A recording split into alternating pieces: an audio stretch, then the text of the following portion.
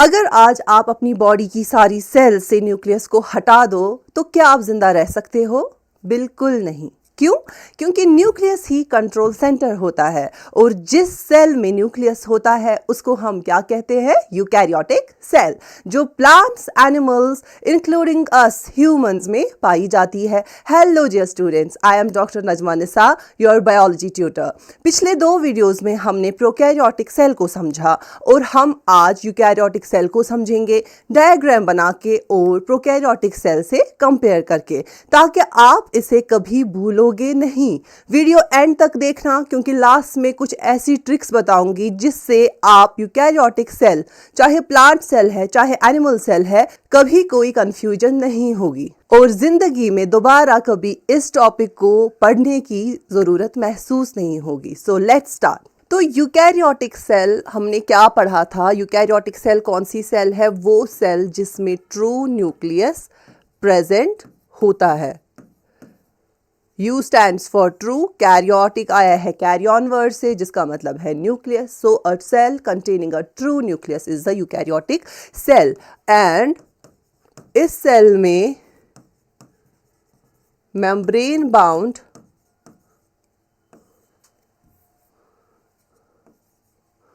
Organelles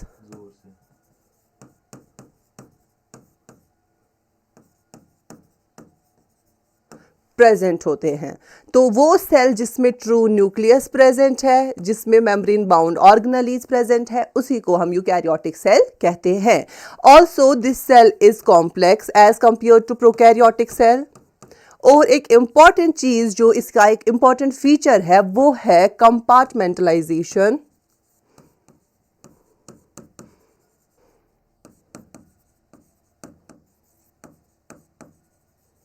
and division of labour. तो ये कुछ फीचर्स है जो यूकैरियोटिक सेल को डिफाइन करते हैं। सबसे पहले ट्रू न्यूक्लियस का प्रेजेंस होना, उसके बाद मेम्ब्रेन बाउंड ऑर्गेनेलीज प्रेजेंट होना, देन ये एक कॉम्प्लेक्स सेल है। मैंने ये सारी चीज़ें बेटा आपको, ये 3 चीज़ें जब हमने प्रोकैरियोटिक सेल पढ़ा था तब मैंने आपको ये 3 चीज़ें बताई है। तो यहाँ पे जो नई चीज़ आपको पढ़ने को अभी मिल रही है वो ये कि एक यूकैरियोटिक सेल में कंपार्टमेंटलाइजेशन होता है और डिवीजन ऑफ लेबर होता है। Compartmentalisation means presence of different rooms. Okay, different rooms, वो रूम्स क्या है बेटा? ऑर्गेनेलीज।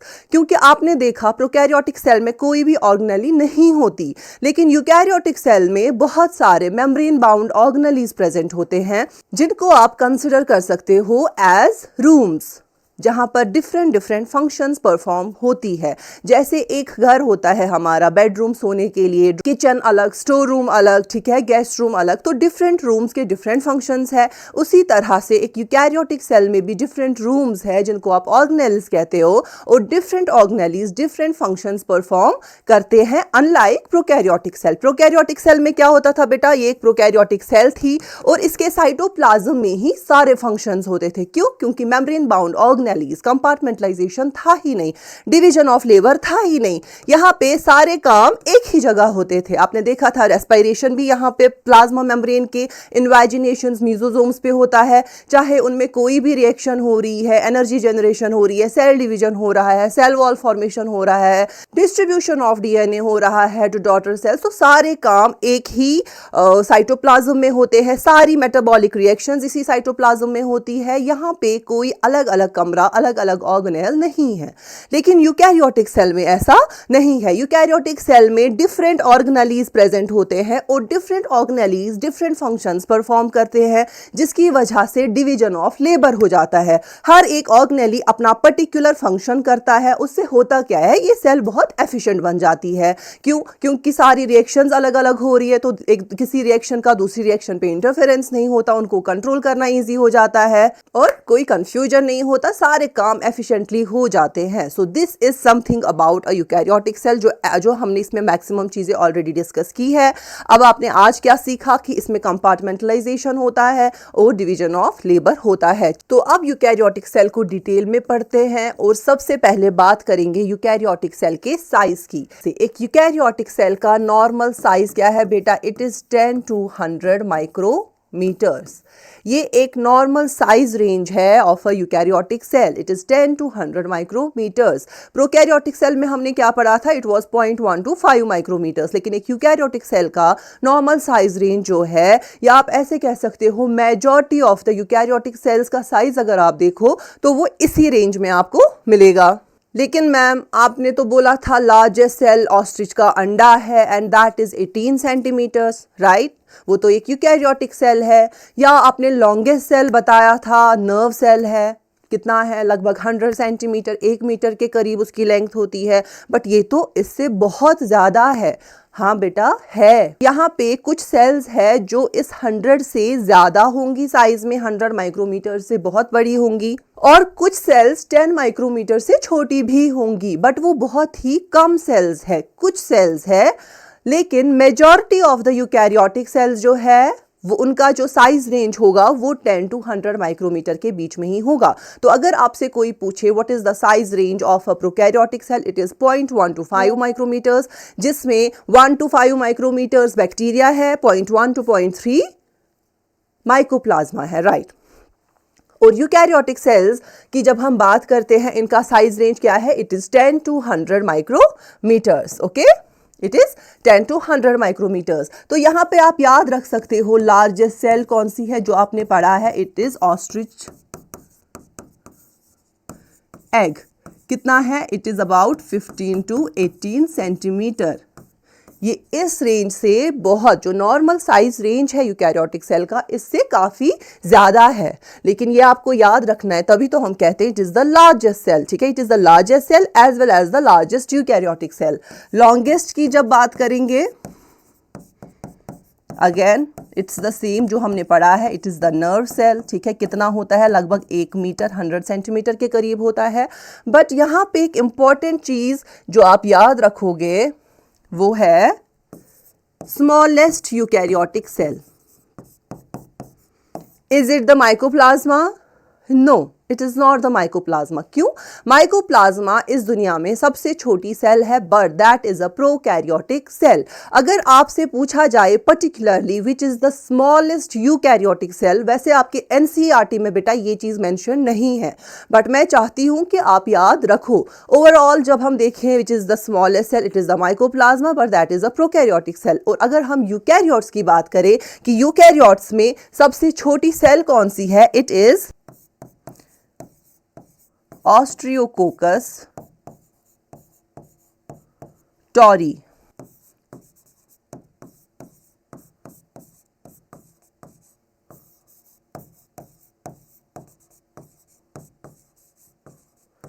जो एक यूनिसेल्युलर ग्रीन अलगा है। मैं चाहती हूँ आप लोग ये चीज़ याद रखो, ये आपको बुक्स में देखने को नहीं मिलेगा, but which is the smallest eukaryotic cell, it is Ostreococcus tauri. और ये क्या है, ये एक यूनिसेल्युलर ऑर्गेनिज्म है, एक ग्रीन अलगा है। अब बात करते हैं शेप की। तो एक यूकैरियोटिक सेल का शेप कैसा होता है? प्रोकैरियोट्स में हमने 4 शेप्स देखी थी, कोकस, bacillus, spiral and vibrio, right? 4 shapes देखी थी।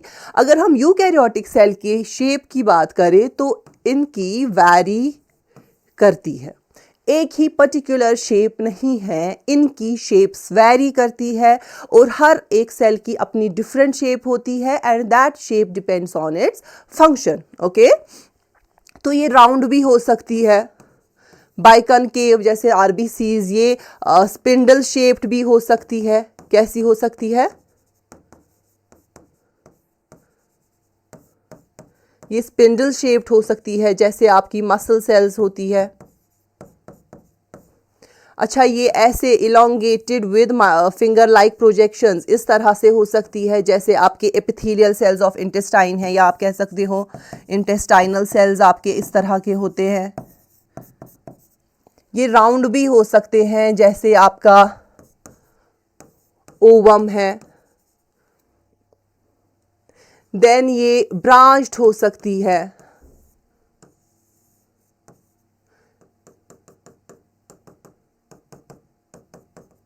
ठीक है, जैसे आपका न्यूरॉन होता है। तो यूकैरियोटिक सेल्स की शेप वेरी करती है। लेकिन यहाँ पे आप 2 शेप्स याद रखोगे, एक आप रेक्टेंगुलर शेप याद रखोगे और एक आप राउंड शेप याद रखोगे। जो ये रेक्टेंगुलर शेप होती है ये किसकी होती है बेटा? ये यूजुअली प्लांट सेल्स की होती है। और प्लांट सेल को अगर आप बनाओ तो आप उनकी शेप कैसे दिखाते हो? रेक्टेंगल। और राउंड जो होती है यूजुअली एनिमल सेल्स राउंड होती है। तो आगे क्योंकि हमको स्ट्रक्चर पढ़ना है, वहाँ पे हमें प्लांट सेल को पढ़ना है और एनिमल सेल को पढ़ना है। तो एक प्लांट सेल किस शेप में होती है? ये रेक्टेंगल शेप में होती है। और एक एनिमल सेल कैसी होती है? It is round. अब देखते हैं यूकैरियोटिक सेल के स्ट्रक्चर को। तो एक यूकैरियोटिक सेल का स्ट्रक्चर कैसा होता है? मैंने पहले ही कहा यूकैरियोटिक सेल में कंपार्टमेंटलाइजेशन होता है। वहाँ पे बहुत सारे डिफरेंट ऑर्गेनेलीज होते हैं और हर एक ऑर्गेनेल का अपना अपना पर्टिकुलर फंक्शन रहता है। तो यहाँ पे इस इमेज में आप एक यूकैरियोटिक सेल को देख सकते हो। तो जब हम स्ट्रक्चर की बात करते हैं तो एक यूकैरियोटिक सेल में 3 इंपॉर्टेंट स्ट्रक्चर्स आपको देखने को मिलेंगे, या आप कह सकते हो कंपोनेंट्स। एक यूकैरियोटिक सेल के 3 कंपोनेंट्स है। पहला प्लाज्मा मेम्ब्रेन या सेल मेम्ब्रेन कहो, then a nucleus and then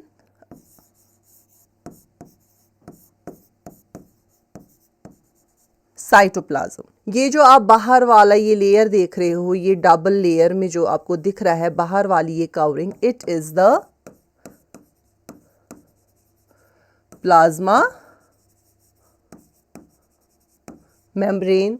फिर बीच में जो आप ये वाला स्ट्रक्चर देख रहे हो, इट इज द न्यूक्लियस।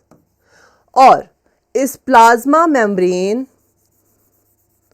और न्यूक्लियस के बीच में, मतलब इन दोनों के बीच में जो कुछ भी आपको देखने को मिल रहा है, that is the cytoplasm. Mean cytoplasm क्या है? आपको इस साइटोप्लाज्म में क्या दिख रहा है? यहां इस साइटोप्लाज्म में पहले आपको एक ब्लू कलर का पानी जैसा दिख रहा है, राइट? इस साइटोप्लाज्म में आपको पहले तो वाटर जैसा एक फ्लूइड मिलेगा, उसको हम साइटोसॉल कहते हैं। क्या कहते हैं? साइटोसॉल। फिर इस साइटोसॉल पानी में आपको तैरती हुई ये बहुत सारी ऑर्गेनेलीज दिख रही हैं, and together the cytosol and the organelles constitute cytoplasm. अब यहां पे एक इंपॉर्टेंट टर्म है जो आप याद रखोगे, that is protoplasm. What is protoplasm? How is it different from cytoplasm? Answer me. क्या प्रोटोप्लाज्म साइटोप्लाज्म सेम है? नहीं, प्रोटोप्लाज्म और साइटोप्लाज्म सेम नहीं है। सेम होते तो नाम भी सेम ही होता, नाम अलग है मींस डिफरेंट चीजें हैं। तो प्रोटोप्लाज्म क्या है, साइटोप्लाज्म क्या है? साइटोप्लाज्म तो न्यूक्लियस और प्लाज्मा मेम्ब्रेन के बीच में जो ये सारा आपको ब्लू कलर का दिख रहा है पानी जैसा, और इसमें जो ये डिफरेंट ऑर्गेनेलीज आपको दिख रही हैं, एक्सेप्ट न्यूक्लियस। हाँ, न्यूक्लियस भी एक ऑर्गेनेल है, लेकिन न्यूक्लियस की एक पर्टिकुलर आइडेंटिटी है। क्यों? क्योंकि ये न्यूक्लियस ही हमारी यूकैरियोटिक सेल को आइडेंटिटी देता है। हम यूकैरियोटिक सेल को यूकैरियोटिक सेल तभी कहते हैं जब उसके अंदर न्यूक्लियस है। तो ये न्यूक्लियस को छोड़ के बाकी जो भी ऑर्गेनेलीज बचती हैं इस साइटोसॉल में, उसको हम साइटोप्लाज्म कहते हैं। अब अगर हम इस साइटोप्लाज्म के साथ इस न्यूक्लियस को जोड़ दें, तब बेटा हम लोग कहते हैं इसको protoplasm. Means nucleus plus cytoplasm is the protoplasm.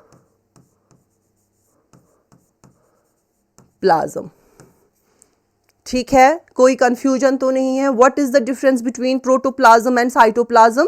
Cytoplasm is simply the cytosol plus the organelles. कौन सी organelles? All the organelles except nucleus. और you can say whatever is there in between the nucleus and the plasma membrane, it is the cytoplasm. Now if we consider this nucleus along with the cytoplasm, it is the protoplasm. I hope cytoplasm और protoplasm की difference आपको समझ में आ गई। तो जैसे मैंने पहले कहा, मैं आपको इस वीडियो में कुछ ट्रिक्स दूंगी। तो कुछ ट्रिक्स है जिससे आप हमेशा के लिए याद रखोगे प्रोटोप्लाज्म क्या है, साइटोसॉल क्या है, साइटोप्लाज्म क्या है। So let's get into it. Protoplasm is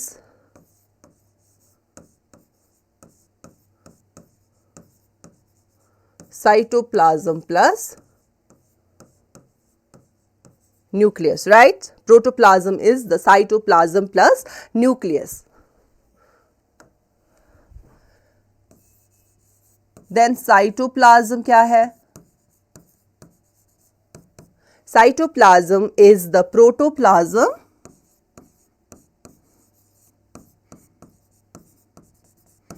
minus nucleus.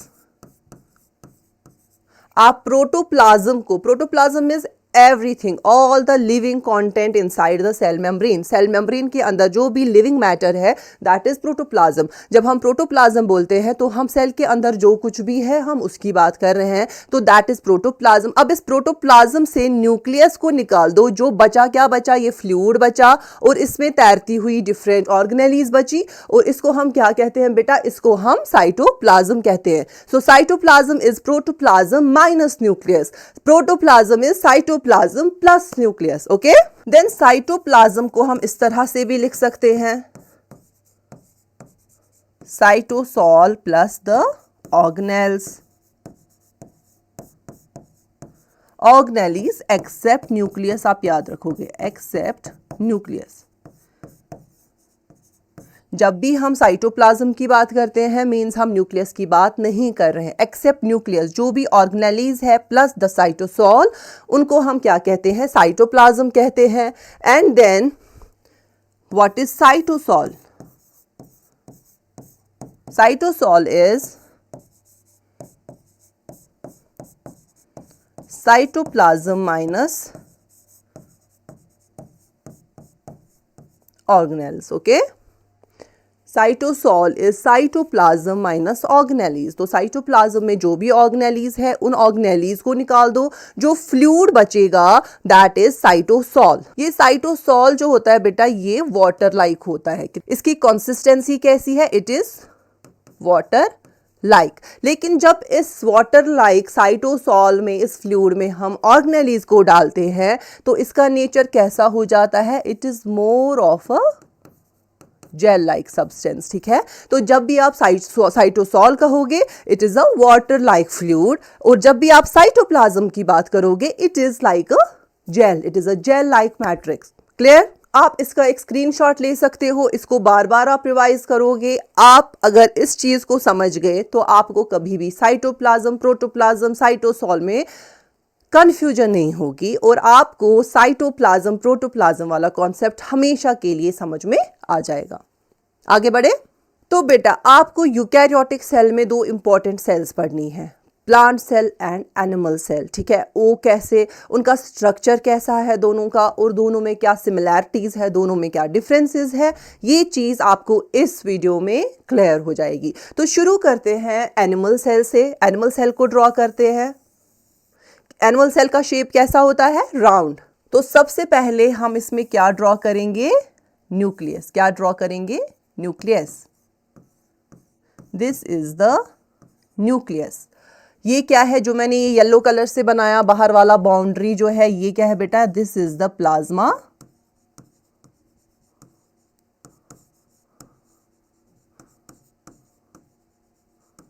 membrane. So this is the plasma membrane, the outermost boundary of an animal cell, be it animal cell, be it plant cell, कोई bacterial cell है. Outer most boundary जो है that is the plasma membrane. और ये plasma membrane दोनों prokaryotes eukaryotes हर एक cell में present होता है. सेल को आइडेंटिटी इसी मेम्ब्रेन से मिलती है. ठीक है, तो ये प्लाज्मा मेम्ब्रेन हर एक सेल का आउटर मोस्ट बाउंड्री है. देन जो हमारी यूकैरियोटिक सेल्स को डिफाइन करती है दैट इज दिस न्यूक्लियस. तो बीच में एक सेंटर में मैंने क्या बनाया? This is the nucleus. Nucleus के अंदर एक और ऑर्गेनेल होता है जिसको हम क्या कहते हैं? न्यूक्लियोलस. फिर आपको इसके अंदर कुछ थिन धागे जैसे मिलेंगे विच इज द क्रोमैटिन, और you can say the genetic material, the DNA. Okay,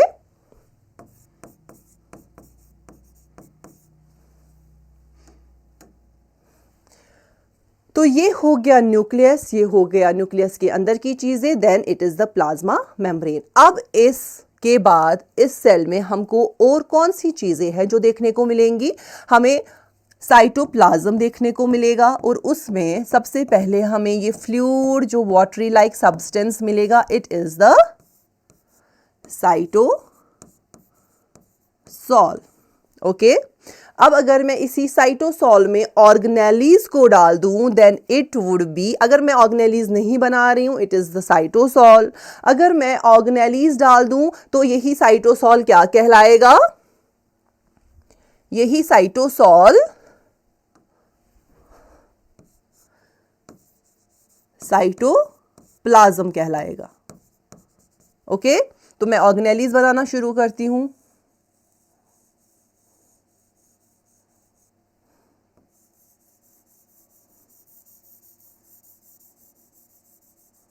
ये क्या बनाया मैंने बेटा, जो न्यूक्लियस से स्टार्ट होके मैंने ये क्या बनाया,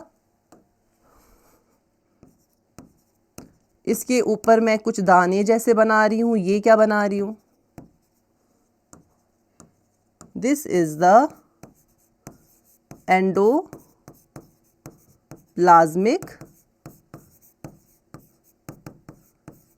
रेटिक्यूलम। और क्योंकि इस पे मैंने राइबोसोम्स बनाए हैं जिसकी वजह से ये थोड़ा सा रफ दिखता है, स्मूथ नहीं दिखता, तो इसको मैं रफ एंडोप्लाज्मिक कहूंगी।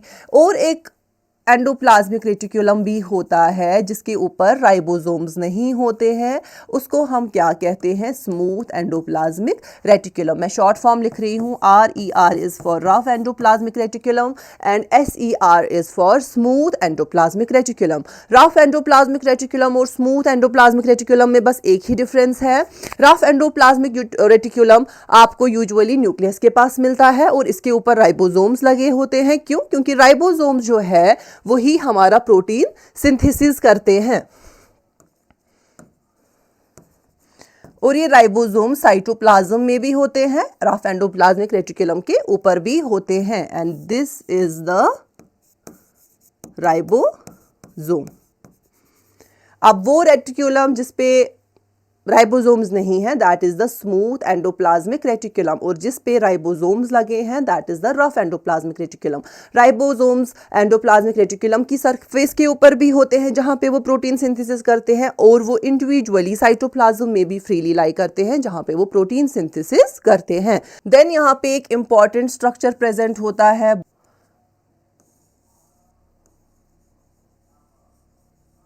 जिसको हम क्या कहते हैं बेटा, जिसको हम माइटोकॉन्ड्रिया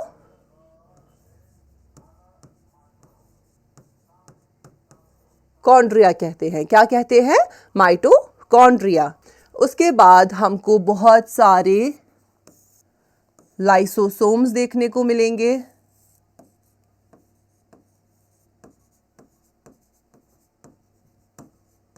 ओके, बहुत सारे वैक्यूल्स देखने को मिलेंगे।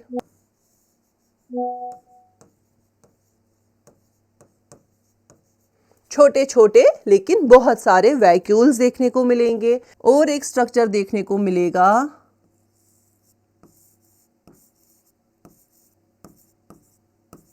जिसको हम क्या बोलते हैं, गोल्गी बॉडी या गोल्गी apparatus। और क्या देखने को मिलेगा, और एक इंपॉर्टेंट स्ट्रक्चर देखने को मिलेगा जिसको हम कहते हैं सेंट्रोसोम।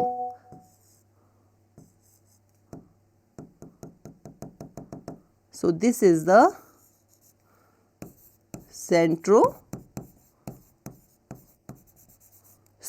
और एक स्ट्रक्चर देखने को मिलेगा जिसको हम बोलते हैं माइक्रो बॉडीज। और कौन सा माइक्रो बॉडी, मैं नाम लिख देती हूं, पेरोक्सीसोम। सो ये एक कंप्लीट एनिमल सेल है। एक एनिमल सेल में इतने सारे ऑर्गेनेलीज या कंपार्टमेंट्स मिलते हैं। क्या क्या? सबसे बाहर वाला प्लाज्मा मेम्ब्रेन, सबसे अंदर जो सबसे बड़ा ऑर्गेनेली हमें दिखता है this is the nucleus. Nucleus के अंदर और एक ऑर्गेनेली है, nucleolus. Then we have endoplasmic reticulum which has two forms, rough endoplasmic reticulum and smooth endoplasmic reticulum. Then Golgi है। उसके बाद न्यूक्लियस के अंदर क्रोमैटिन है, माइटोकॉन्ड्रिया, बहुत सारे सारे नंबर में प्रेजेंट होता है, माइक्रो बॉडीज। और एनिमल सेल्स में कौन सा माइक्रो बॉडी प्रेजेंट होता है? इट इज द पेरोक्सिसोम, जहां पे ऑक्सीडेशन रिएक्शंस होती है। Then we have lysosomes, vacuoles and ribosomes, then centrosomes. तो ये हमारी एक एनिमल सेल है। अब हम प्लांट सेल को ड्रॉ करते हैं। व्हाट इज दिस जो मैंने बनाया? This is the plasma membrane. उसके बाद इनमें प्लाज्मा मेम्ब्रेन के बाहर और एक लेयर होती है, एक मोटी सी लेयर, जिसको क्या कहा जाता है? It is the cell wall. क्योंकि ये एनिमल सेल में नहीं है, ये सिर्फ प्लांट सेल में पाई जाती है, तो इसको मैं यहाँ पे लेबल कर रही हूँ, it is the cell wall. और सेल वॉल सिर्फ प्लांट सेल्स में पाई जाती है। सेल वॉल एनिमल सेल में नहीं होती है, प्लांट सेल में होती है, ठीक है। उसके बाद हम क्या बनाएंगे? एक न्यूक्लियस बनाएंगे। लेकिन एनिमल सेल में मैंने न्यूक्लियस सेंटर में बनाया है ना, लगभग सेंटर में बनाया। लेकिन प्लांट सेल्स में सेंटर पे एक इंपॉर्टेंट एक ऑर्गेनेल होता है, जो एनिमल सेल में भी है, लेकिन यहाँ पे एक बहुत बड़ा सा होता है, और वो क्या है? It is the vacuole. एक लार्ज सेंट्रल वैक्यूल होता है, जिसकी वजह से जो न्यूक्लियस है वो सेंटर पे नहीं होता, न्यूक्लियस एक साइड में पुश हो जाता है। So this is the nucleus. What is this? This is the nucleus. और न्यूक्लियस के अंदर again this is the nucleolus,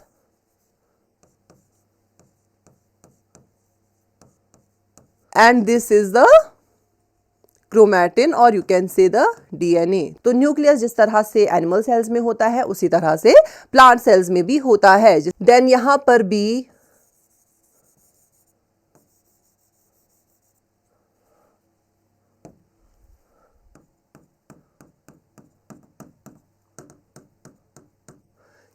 भी आपको रफ एंडोप्लाज्मिक रेटिकुलम मिलेगा एंड स्मूथ एंडोप्लाज्मिक रेटिकुलम भी देखने को मिलेगा, ठीक है। उसके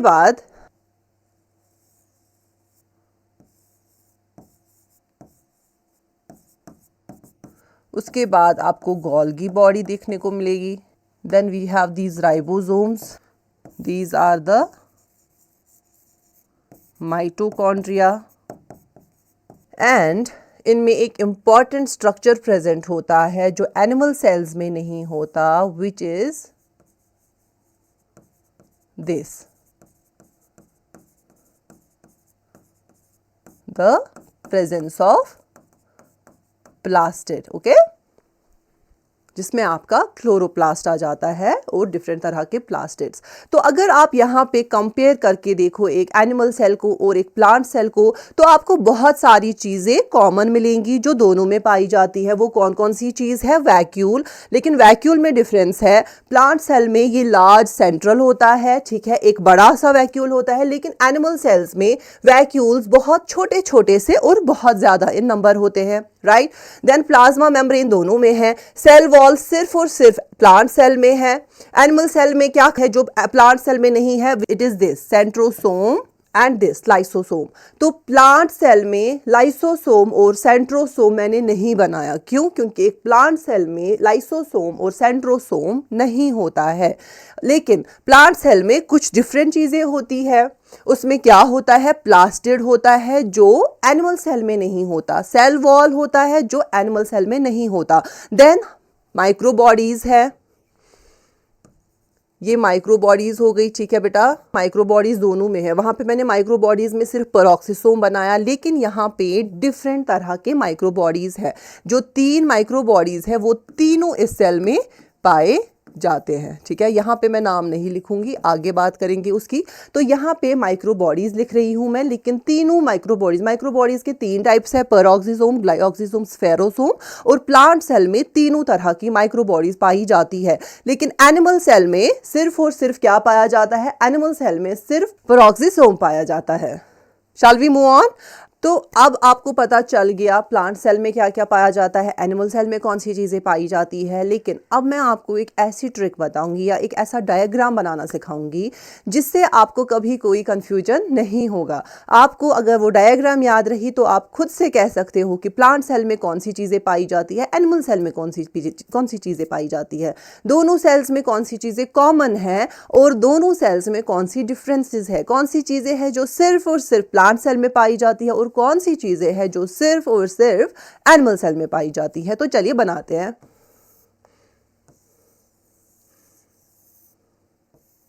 सो दिस इज द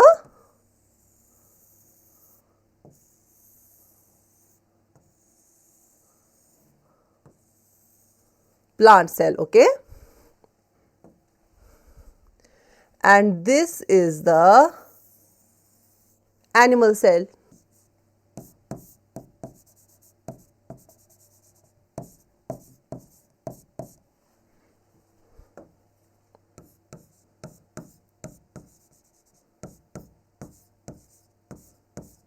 तो यहाँ पे मैंने एक वेन डायग्राम, जो आप मैथ में पढ़ते हो बेटा, वैसे एक वेन डायग्राम बनाई है। जो ये कॉमन एरिया है, ये दोनों प्लांट सेल का और एनिमल सेल का एक कॉमन एरिया है। यहाँ पे मैं वो चीज़ें बनाऊंगी जो दोनों सेल्स में कॉमन है। फिर ये वाला पार्ट जो एनिमल सेल का पार्ट है, यहाँ पे मैं सिर्फ वो चीज़ें लिखूंगी जो एनिमल सेल में पाई जाती है और इस पार्ट में मैं सिर्फ वो चीज़ें लिखूंगी जो सिर्फ और सिर्फ प्लांट सेल में पाई जाती है। तो सबसे पहले हम वो चीज़ें देखेंगे जो दोनों सेल्स में कॉमन है। सबसे पहले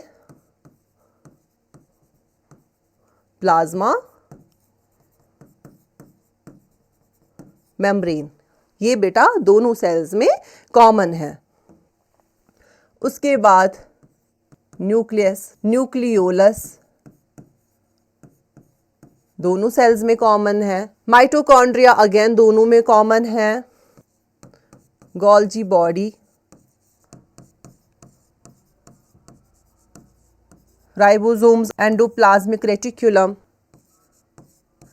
देन वैक्यूल दोनों में कॉमन है, बट इसमें डिफरेंस है जो मैं अलग से भी मेंशन करूंगी। एंड देन माइक्रो बॉडीज का परऑक्सीजोम जो दोनों में कॉमन है।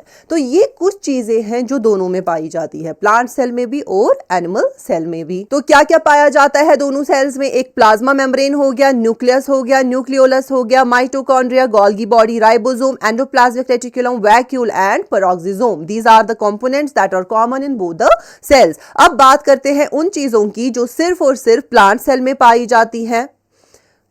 तो सबसे पहले सेल वॉल हो गया, सिर्फ और सिर्फ कहां पाया जाता है? प्लांट सेल में। देन प्लास्टिड्स हो गए, कहां पे पाए जाते हैं? प्लांट सेल में। और माइक्रो बॉडीज के जो दो टाइप्स है, ग्लाइऑक्सिसोम और स्फेरोसोम, ये किस में पाए जाते हैं? सिर्फ और सिर्फ प्लांट सेल्स में। तो प्लांट सेल में कौन से यूनिक फीचर्स है? Presence of cell wall, plastids, glyoxysome and spherosome. उसके अलावा ये जो वैक्यूल है, ये कैसा होता है? ये लार्ज सेंट्रल वैक्यूल होता है। ठीक है, ये भी एक डिफरेंस आप याद रख सकते हो। दो वैक्यूल प्रेजेंट होता है दोनों में, but in plant cells there is this one large central vacuole present. Okay, अब बात करते हैं एनिमल सेल के कंपोनेंट्स की जो स्पेसिफिक है टू द एनिमल सेल, जो सिर्फ और सिर्फ एनिमल सेल में पाए जाते हैं, प्लांट सेल में नहीं। उनमें सबसे पहले तो आएगा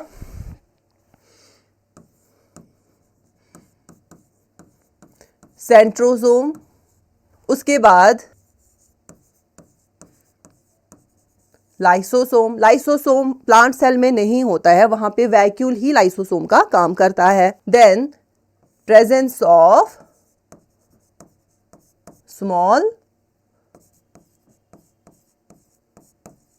वैक्यूल्स। ओके, सो सेंट्रोसोम हो गया, लाइसोसोम हो गया और प्रेजेंस ऑफ स्मॉल वैक्यूल्स, जिसको जो बहुत सारे नंबर में प्रेजेंट होते हैं। So this is something that is specific to an animal cell, the presence of centrosome, lysosome and many small vacuoles. लेकिन प्लांट सेल का जो स्पेसिफिक फीचर है, जो सिर्फ प्लांट सेल में पाए जाते हैं, it is the large central vacuole, cell wall, plastids, glyoxysome and spherosome. And then there are these things which are common to both plant cell and animal cell. The presence of plasma membrane, nucleus, nucleolus, mitochondria, Golgi, ribosomes, endoplasmic reticulum and then peroxisomes. I hope it is clear. अगर आपको ये diagram याद रही तो life में आपको कभी भी प्लांट सेल एनिमल सेल के डिफरेंसेस में कभी कोई कंफ्यूजन नहीं होगी। नेक्स्ट लेक्चर में हम इन सारी चीजों को एक एक करके डिटेल में पढ़ेंगे। So stay tune. कोई भी कंफ्यूजन है, कोई भी क्वेरी है तो आप कमेंट्स में लिख सकते हैं या आप हमें मैसेज कर सकते हैं। Thank you and have a nice day.